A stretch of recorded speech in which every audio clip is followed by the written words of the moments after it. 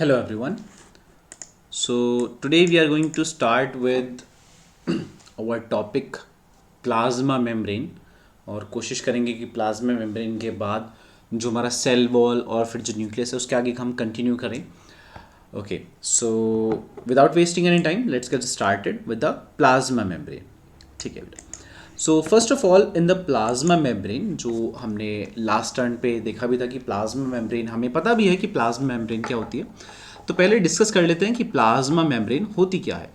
So for example let's say there is a cell, एक छोटा सा सेल है, उसके सबसे आउटर लेयर जो होती है वो आपको प्लाज्मा मेम्ब्रेन मिल जाएगी इन केस ऑफ एनिमल्स. ठीक है, वो क्या होगी? Plasma membrane.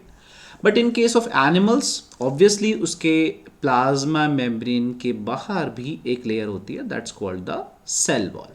We will try to cover the cell wall as well.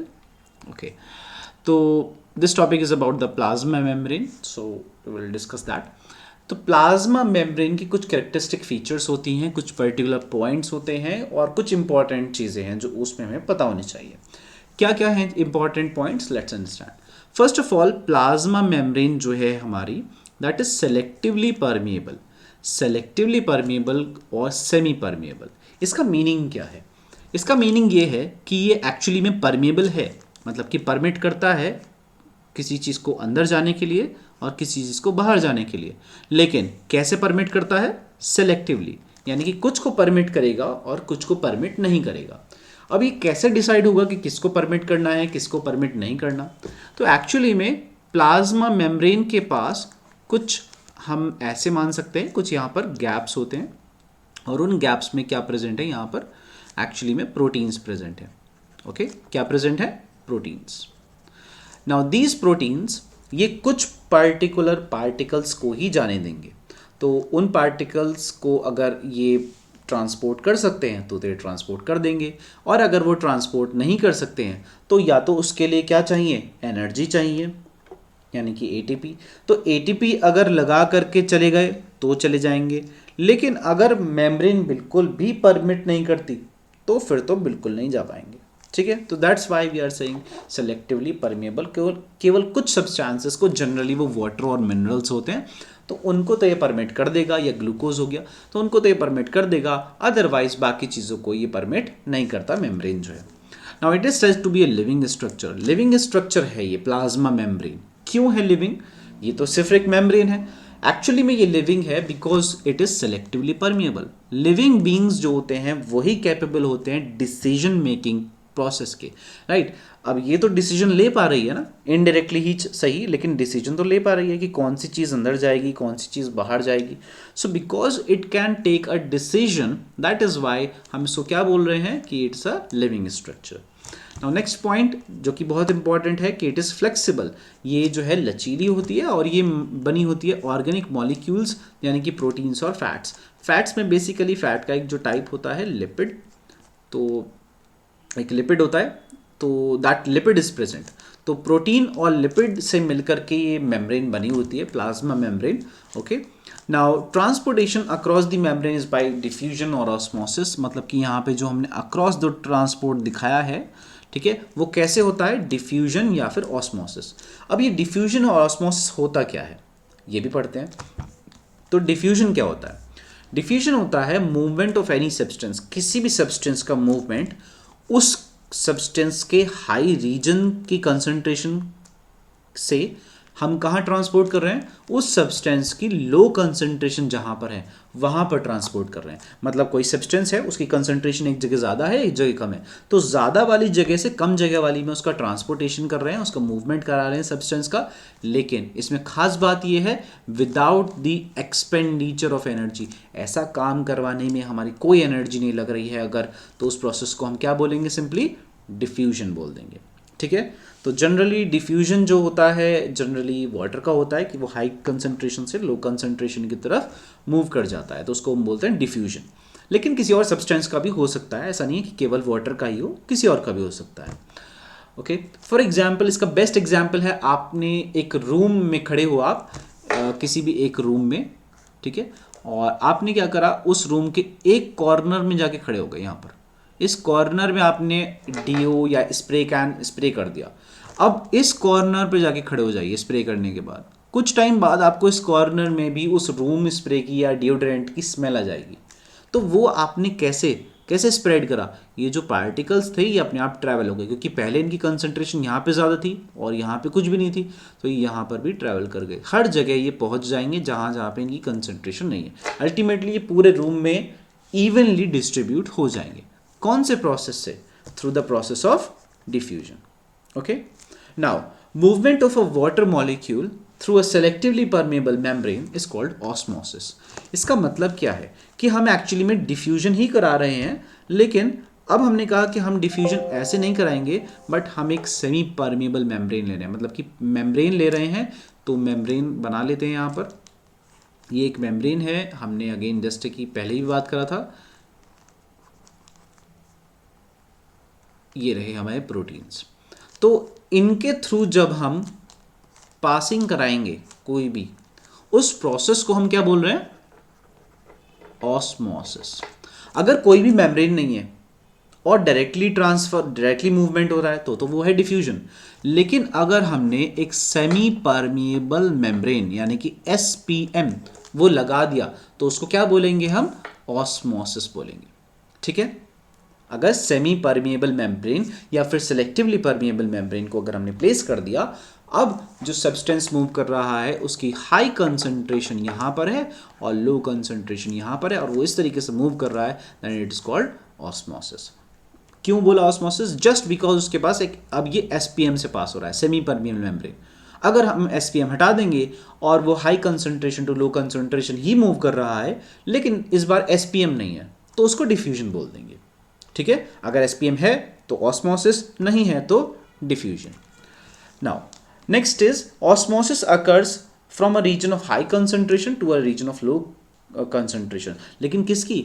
Water की। तो जनरली ऑस्मोसिस में क्या मूव करता है? वाटर मूव करता है, उसके अंदर के सब्सटेंसेस मूव नहीं करेंगे। मतलब कोई अगर शुगर सोल्यूशन, सॉल्ट सोल्यूशन का भी हम केस देखेंगे तो सोल्यूशन मूव नहीं करेगा, वाटर मूव करेगा। वाटर कैसे मूव करेगा अब देखते हैं। तो टॉनिसिटी वाला केस है वो, और tonicity it's a case study. Actually में टॉनिसिटी केस स्टडी ये है क्या, उसके बारे में हम स्टडी करते हैं।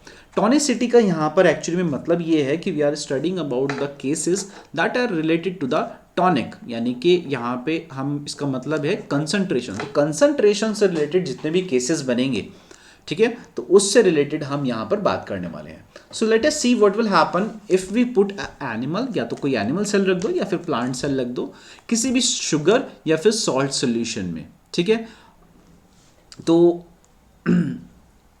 उसको हमने मतलब अगर रखा तो क्या होगा?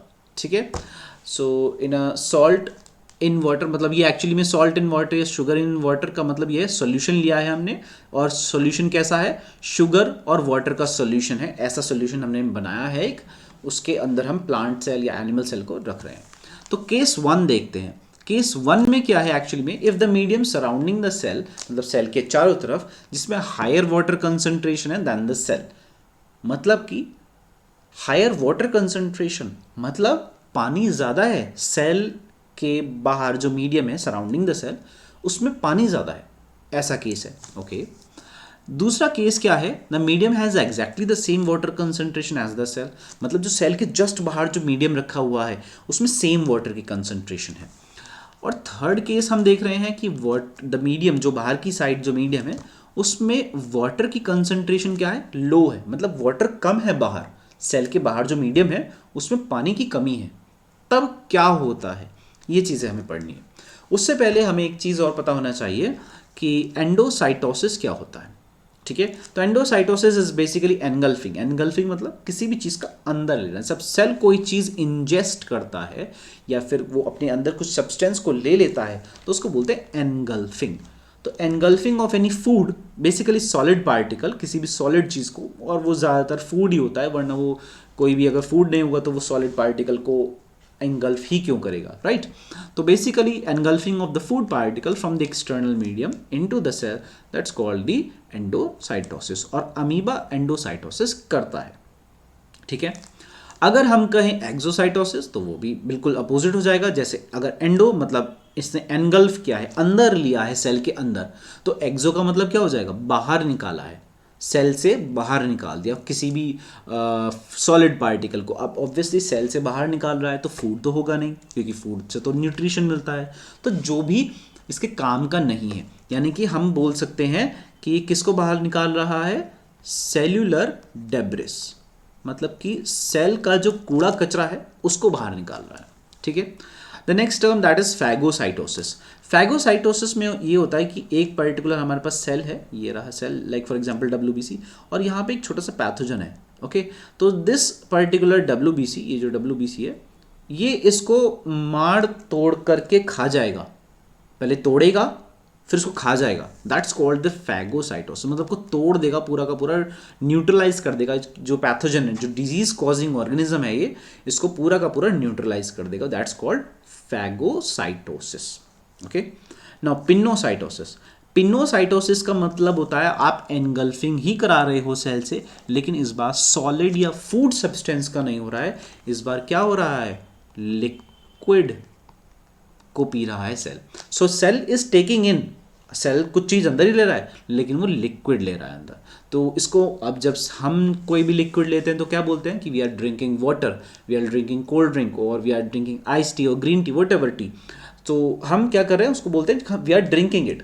सो similarly we call pinocytosis also as the cell drinking. ठीक है, क्या बोलेंगे इसको, सेल ड्रिंकिंग। ठीक है। अब बात करते हैं पहले केस के बारे में, जिसमें हमारे पास वाटर ज़्यादा है बाहर। तो as you can see it's a hypotonic solution. तो हाइपोटोनिक का मतलब क्या हुआ, है ना। तो इसको समझते हैं कि एक्चुअली में हाइपोटोनिक का मतलब क्या होता है। So for example we are taking a container, ये कंटेनर हो गया, इसके अंदर हमने पूरा सॉल्यूशन भर दिया इस तरीके से, और अब हम कह रहे हैं हमने इसके अंदर क्या रखा है, एक सेल रख दिया। ये रहा हमारा सेल, ये रहा उसका nucleus. Okay, now we are saying हमने इसके अंदर ये रहा सॉल्यूशन। तो इसमें पानी की कमी है, राइट। तो इसमें शुगर या जो सॉल्ट था उसकी पानी ज़्यादा है, राइट। ये हाइपोटोनिक में पानी ज़्यादा हुआ, पहला केस जो था जिसमें हमने पानी ज़्यादा लिया था, तो पानी ज़्यादा लिया, इसका यहाँ पे पानी ज़्यादा है, वाटर ज़्यादा है। तो यानी कि शुगर, अगर शुगर मान लें, सॉल्ट भी ले सकते हो आप, तो यानी कि जब पानी ज़्यादा है तो शुगर कम हो गया। तो ऐसे केस में जो कंसंट्रेशन ऑफ शुगर है वो क्या है, कम है। तो कम को हम लिखते हैं बेटा हाइपो, हाइपो मीन्स लो, और tonic, tonic means concentration. So low concentration किसकी, शुगर की, शुगर की लो कंसंट्रेशन है, that's why we are calling it hypotonic. तो ये केस क्या है, हाइपोटोनिक सॉल्यूशन हमने लिया है। ठीक है, उसका ये केस है, और ऑब्वियसली आप सेल तो देख ही सकते हो। सो अब इस केस में क्या होगा, वाटर कहाँ ज़्यादा है, वाटर यहाँ पर ज़्यादा है, मतलब बाहर ज़्यादा है। और अगर हम सेल के अंदर की बात करें तो सेल में एज ये कंपैरिजन के बारे में ही तो है। सो दैट मीन्स वाटर जो है सेल के अंदर वो कम है और शुगर ज़्यादा हो गई। हमें कैसे पता है वाटर कम है शुगर ज़्यादा है, क्योंकि यहाँ पर हमें बताया है कि हाइपोटोनिक है। हाइपोटोनिक मतलब वाटर यहाँ पे ज़्यादा है, किससे ज़्यादा है, सेल से ज़्यादा है। ठीक है, सेल के अंदर जो वाटर है और सेल के बाहर जो वाटर है, तो उसमें कंपैरिजन जब हमने किया तो बाहर वाटर ज़्यादा है, सराउंडिंग मीडियम में वाटर ज़्यादा था, तो यहाँ पे वाटर कम हो गया। अब आपको पता है वाटर मूव करेगा, कैसे मूव करेगा, high concentration to low concentration. High concentration कहाँ है, सेल के बाहर, लो कंसंट्रेशन कहाँ है, सेल के अंदर। तो ये कैसे करेगा, वाटर अंदर की तरफ, वाटर हर तरफ से मूव इन करने लगेगा, पानी अंदर घुस जाएगा। जब पानी अंदर घुस जाएगा तो हमारे पास ऑस्मोसिस हो रहा है, लेकिन वो कैसा ऑस्मोसिस हो रहा है, एंडो, मतलब कि अंदर आ रहा है, तो एंडो ऑस्मोसिस। तो ऑस्मोसिस ही हो रहा है लेकिन एंडो ऑस्मोसिस हो रहा है, मतलब कि एक ऐसा ऑस्मोसिस जिसके थ्रू वाटर हमारे सेल के अंदर आ रहा है। So that's called endosmosis. Okay, now endosmosis की खास बात क्या है? एंडोऑस्मोसिस की खास बात ये है, यहाँ पर जब सेल के अंदर जब वाटर आएगा तो सेल कैसा हो जाएगा? स्वेल अप हो जाएगा, है ना, फूल जाएगा। तो सेल के साथ क्या होगा? Swell up. तो एक क्वेश्चन बनता है कि अगर हमने किसी भी सेल को हाइपोटोनिक सॉल्यूशन में रखा तो सेल पे क्या फर्क पड़ेगा? Cell will swell up. Swell up क्यों हो जाएगा? क्योंकि जब पानी डालोगे उसके अंदर तो वो फूल जाएगा ना, इट विल स्वेल अप। अगर उसको हाइपोटोनिक में फिर भी रखे रहा, अब डिपेंड करता है। देखिए, अगर वो प्लांट सेल हुआ तो वो झेल जाएगा। क्यों झेल जाएगा? क्योंकि इसके पास है सेल वॉल, और सेल वॉल कैसी होती है बेटा? रिजिड होती है, मतलब कि टस से मस नहीं होती एक्चुअली में। तो सेल वॉल है रिजिड, तो सेल वॉल इसको क्या करती है? सेल वॉल इसको ज़्यादा एक्सपैंड नहीं करने देती, कि जितना सेल वॉल है उतना ही पानी इसके अंदर आ सकता है। अगर एक्सेस में लेना चाहेगा तो सेल वॉल इतनी रिजिड है कि उसको पानी लेने नहीं देगा। तो सेल जो है प्लांट का वो फूल के बिल्कुल टाइट हो जाता है। सेल वॉल रिजिड और उसके अंदर सेल में आपने पानी पूरा भर दिया तो वो इतना फूल गया, इतना फूल गया कि वो पूरा का पूरा टाइट होके बैठा है। तो ऐसे सेल को हम क्या बोलेंगे? That cell is turgid. उसके लिए टर्म यूज करेंगे टर्जिड। अगर हम बात करें एनिमल सेल की, आरबीसी की बात कर लेते हैं, तो आरबीसी के अंदर पानी जो है वो भरता जाएगा क्या, यानी कि इसका मतलब है वो स्वेल करता जाएगा, लेकिन क्योंकि कोई भी सेल वॉल नहीं है, कोई भी रिजिड स्ट्रक्चर बाहर नहीं है, तो क्या होगा? अल्टीमेटली इट विल बर्स्ट, वो फट जाएगा। देखिए यहाँ पे उसमें पानी निकल रहा है बाहर, तो क्योंकि पानी अंदर गया था तो अल्टीमेटली होगा क्या? ये फट जाएगा। इतना स्वेल अप होकर के ये फट जाएगा अगर हमने इसको ज़्यादा टाइम तक हाइपोटोनिक सॉल्यूशन में रखा तो। ठीक है, okay. Now as you can see, if the surrounding medium the cell has a higher water concentration, तो उसमें क्या होगा कि जो सॉल्यूशन होगा उसको हम बोलते हैं हाइपोटोनिक सॉल्यूशन, और ऐसे केस में क्या होगा कि cell will swell up and excessive swollen cells जो होंगे वो बर्स्ट हो जाएंगे। While in case of plants the swollen cells are called turgid cells, क्योंकि वो जो सेल वॉल है वो रिजिड है, वो बर्स्ट होने नहीं देते। Okay, let's come on to the next part, that is isotonic. Isotonic का जो कि हमने केस देखा था वो सेकंड केस है बेटा, जो यहाँ पे हमने कहा था कि सेम वाटर कंसंट्रेशन है ना, हमने यहाँ पे कहा था सेम कंसंट्रेशन ऑफ वाटर। तो उसको देखते हैं। तो आइसोटोनिक को अगर हम टर्म को स्प्लिट करें, आइसो का मतलब होता है same and tonic means concentration. तो सेम कंसंट्रेशन है यहाँ पर। तो सेम कंसंट्रेशन जब है तो हम इसका मतलब ये समझ पा रहे हैं कि सेम कंसंट्रेशन सेल के अंदर और सेम कंसंट्रेशन सेल के बाहर। तो अगर हम इसका डायग्राम ड्रॉ करें, this is the container, this is the fluid, and if we are to draw the cell, ये रहा हमारा सेल, ये रहा उसका न्यूक्लियस, और हमने कहा इसके अंदर भैया ये सॉल्यूशन है, but this solution is isotonic, मतलब कि सेम कंसंट्रेशन है। सो आइसोटोनिक, ठीक है। जब सेम कंसंट्रेशन है तो ना यहाँ पे कहीं हाई भी नहीं है, कहीं भी लो भी नहीं है। तो जब कोई हाई लो ही नहीं है तो इसका मतलब ये है नो नेट मूवमेंट, या ऐसा भी कह सकते हैं कि कोई मूवमेंट ही नहीं होगा, या फिर ऐसा भी कह सकते हैं कि जितना पानी अंदर गया उतना ही पानी बाहर आ गया, है ना। तो नो नेट ऑस्मोसिस, मतलब ऑस्मोसिस होगा ही नहीं, और अगर होगा तो जितना पानी अंदर जाएगा उतना ही बाहर आ जाएगा। ओके, तो इस केस में बेटा ना तो सेल स्वेल होगा और ना कुछ और होगा। दूसरा केस ये होता है कि सेल जो होता है वो श्रिंक भी हो सकता था, सिकुड़ भी तो सकता था, अभी आगे देखेंगे। तो लेकिन ऐसा भी नहीं हो रहा। तो cell will remain of same size, वो सेम साइज का रहेगा, ठीक है। इसके में अब टर्म्स देख लेते हैं कुछ। ऐसे केस में जिसमें अमाउंट ऑफ वाटर जो सेल को लीव कर रहा है, यहाँ पे जो लीव कर रहा है उतना ही वाटर एंटर कर रहा है, ऐसे केस में हम सेल को बोलते हैं that the cell is flaccid, मतलब जितना पानी उसके अंदर जा रहा है उतना ही बाहर आ रहा है। तो ऐसे टर्म, ऐसे कंडीशन को हम बोलते हैं that the cell is flaccid, ठीक है। So there is no net movement of water. Okay, now in the case of isotonic, ऐसा ये प्लांट में भी वैलिड है और बेटा ये हमारे एनिमल के केस में भी वैलिड है, ठीक है। Okay, now let's talk about the hypertonic solution. Hypertonic solution, अगर इसकी हम संधि विच्छेद करें तो हाइपर मीन्स, हाइपर का मतलब क्या होता है, हाई या अबव, हाई या फिर अबव, और कंसंट्रेशन, तो हाई कंसंट्रेशन, तो यहां पर हमने क्या कर दिया, शुगर का जो सॉल्यूशन था उसमें हमने कंसंट्रेशन अब कर दी ज़्यादा, जो बाहर सॉल्यूशन था उसमें हमने कंसंट्रेशन कर दी ज़्यादा। इसका मतलब ये है सिंपली कि ये हमारा शुगर का, ये हमने कंटेनर लिया था, ये हमने सॉल्यूशन ले लिया, राइट, और हम पढ़ रहे हैं हाइपरटोनिक सॉल्यूशन।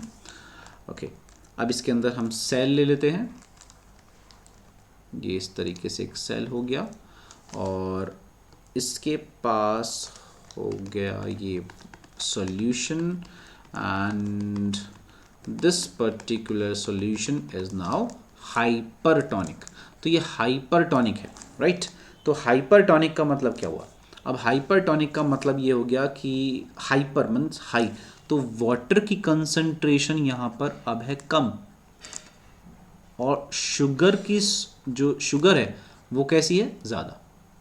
तो शुगर ज़्यादा है, वाटर कम है, तो इसका मतलब सेल के अंदर क्या होगा, कि हाइपर का मतलब क्या है, हाई, और टॉनिक मीन्स कंसंट्रेशन। हम हमेशा सॉल्यूट की कंसंट्रेशन बताते हैं, है ना, सॉल्यूट मतलब शुगर जो मिक्स करा है। तो यहाँ पे जब वाटर की कंसंट्रेशन कम है तो ऑब्वियसली यहाँ पर वाटर की, सेल के अंदर वाटर कंसंट्रेशन ज़्यादा होगी, और यहाँ पे इसकी शुगर की कंसंट्रेशन कम है, कंपैरेटिवली कम है ना, दोनों का कंपैरिजन करेंगे। लेकिन हमें तो वाटर से मतलब है, वाटर की कंसंट्रेशन हाई से लो जाना है, बस इतना ध्यान रखना है। तो हाई कहाँ पर है, सेल के अंदर, और कम कहाँ है, सेल के बाहर। तो इसका मतलब सेल के अंदर से बाहर ऐसे पानी निकल जाएगा, water will come out of the cell, and since the water will come out of the cell through the osmosis only, क्योंकि यहाँ तो प्लाज्मा मेम्ब्रेन है, सेल मेम्ब्रेन प्लाज्मा मेम्ब्रेन है, तो इसको हम बोलेंगे एक्सो ऑस्मोसिस। एक्सो मीन्स बाहर आना, कैसे बाहर आएगा, ऑस्मोसिस के थ्रू। तो जब सेल से पानी बाहर आ रहा है तो सेल का पानी कहाँ आ गया, अब इस सॉल्यूशन में आ गया, तो यानी कि सेल के अंदर का पानी कम हो गया। तो सेल के अंदर का पानी, जब सेल का वॉल्यूम कम हो जाएगा तो सेल कैसा हो जाएगा, श्रिंक हो जाएगा। हमने स्पेलिंग में गड़बड़ कर दी, कोई बात नहीं।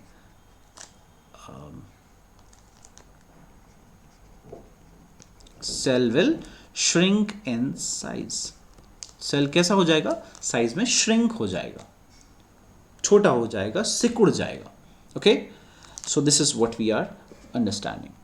Okay, but again यहाँ पर एक केस दोबारा बन जाता है, क्या कि यहाँ पर प्लांट के पास क्या है, सेल वॉल है। क्योंकि प्लांट के पास सेल वॉल है, अब प्लांट के पास सेल वॉल है, सेल वॉल तो रिजिड है। अब ये केस में हम पानी तो अंदर डाल नहीं रहे, बल्कि पानी निकाल रहे हैं, लेकिन सेल वॉल तो अभी भी रिजिड है, वो अपनी जगह से अभी भी नहीं हिल रही। तो इसका मतलब ये है कि सेल में से पानी तो निकल गया, लेकिन सेल वॉल अपनी जगह पे ही टिकी हुई है। क्योंकि सेल वॉल अपनी जगह पे ही टिकी हुई है, इसका मतलब ये है कि सेल मेम्ब्रेन और बाकी का जो सेल है, सेल मेम्ब्रेन और बाकी का जो सेल है वो सेल वॉल से दूर होता चला जा रहा है। क्यों, क्योंकि इसके अंदर का पानी निकल रहा है, लेकिन सेल वॉल अपनी जगह पे है। तो हमारे पास एक ऐसा लुक आ जाएगा कि हमारे पास एक रिजिड स्ट्रक्चर तो है, लेकिन सेल क्या हो गया, उसके अंदर सेल जो है वो सिकुड़ चुका है। ऐसे सेल को हम क्या बोलेंगे, प्लाज्मोलाइज्ड सेल। क्या बोलेंगे बेटा, प्लाज्मोलाइज्ड सेल। और ऐसे प्रोसेस को क्या बोलेंगे, प्लाज्मोलाइसिस। प्रोसेस को क्या बोलेंगे, प्लाज्मोलाइसिस। ठीक है। अब इन केस ऑफ एनिमल सेल्स अगर देखें तो सेल्स जो हैं वो सिंपली श्रिंक कर जाएंगे, क्योंकि यहाँ पे कोई रिजिड स्ट्रक्चर सेल वॉल तो है नहीं कि जो हम कहें कि प्लाज्मोलाइसिस हो जाएगा।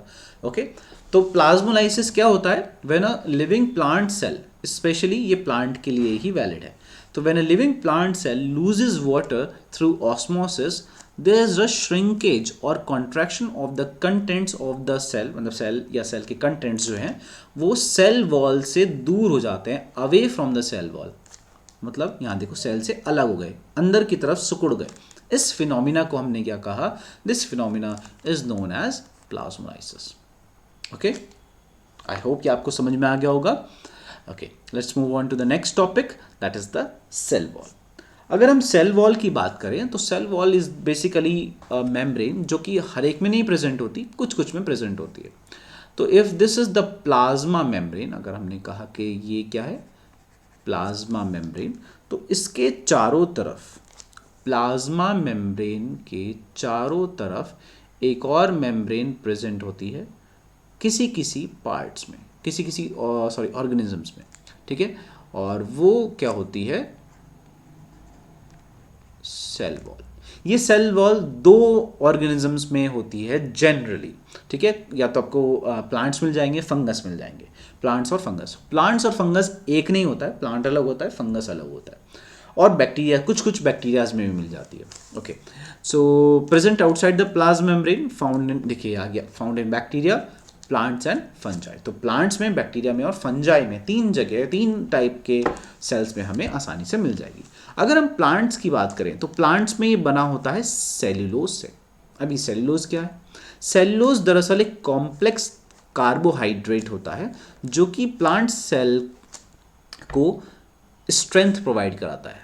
कहने का मतलब ये है कि अगर हमने कहा कि सेल्यूलोज को अगर हमने रिपीट कर करके एक सेल वॉल बना ली, तो उसकी वजह से सेल वॉल क्या हो जाती है, रिजिड हो जाती है। क्योंकि रिजिड हो गई तो सेल, प्लांट सेल को स्ट्रेंथ मिल गई। क्या मिल गई? स्ट्रेंथ मिल गई। अगर हम, ये तो प्लांट्स का केस है, अगर हम फंगस की बात करें बेटा, तो फंगस में it is made up of chitin. किसकी बनी हुई है फंगस में? काइटिन की बनी हुई है। ओके, इसको चिटिन नहीं बोलते हैं, इसको काइटिन बोलते हैं। Okay, it is non living. अब ये नॉन लिविंग है एंड फ्रीली परमिएबल। जैसा कि हमने पढ़ा था कि cell membrane is selectively permeable, लेकिन सेल मेम्ब्रेन सेलेक्टिवली परमिएबल थी इसीलिए हमने कहा था कि वो लिविंग है। लेकिन ये तो फ्रीली परमिएबल है। फ्रीली परमिएबल का मतलब ये है कि किसी भी चीज़ को अंदर आने देगी और किसी भी चीज़ को बाहर जाने देगी। लेकिन किसकी बात कर रहे हैं? प्लाज्मा मेम्ब्रेन की नहीं, सेल वॉल की बात कर रहे हैं। प्लाज्मा मेम्ब्रेन तो अभी भी सेल के अंदर, प्लांट सेल के अंदर अभी भी प्लाज्मा मेम्ब्रेन तो सेलेक्टिवली परमिएबल है, लेकिन सेल वॉल कैसी है? Freely permeable. तो cell wall is non living and plasma membrane is living. इसके फंक्शंस क्या क्या है? एक तो ये रिजिडिटी प्रोवाइड कराती है प्लांट्स में because it is made up of cellulose, and ये सेल को बर्स्ट होने से प्रिवेंट करती है। जैसे कि हमने अभी देखा था, सेल पूरा टर्जिड हो गया था, पूरा पूरा का पूरा पानी से भर गया था, लेकिन फटा नहीं। क्यों? क्योंकि इसके पास रिजिड सेल वॉल है।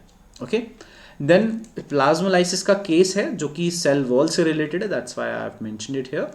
तो प्लाज्मोलाइसिस, जैसा कि हमें पता है कि it's a process where there is loss of water through the osmosis and there is a shrinkage or contraction of the cells, the contents of the cells away from the cell wall, और इस process को, इस phenomena को हम क्या कहते हैं? Plasmolysis बोलते हैं। Okay, so that's it for today and we will start with nucleus in the next video. And if you do have any question or any problem or any kind of query, then you can comment on the video and definitely I will try to answer as soon as possible. Okay, thank you everyone.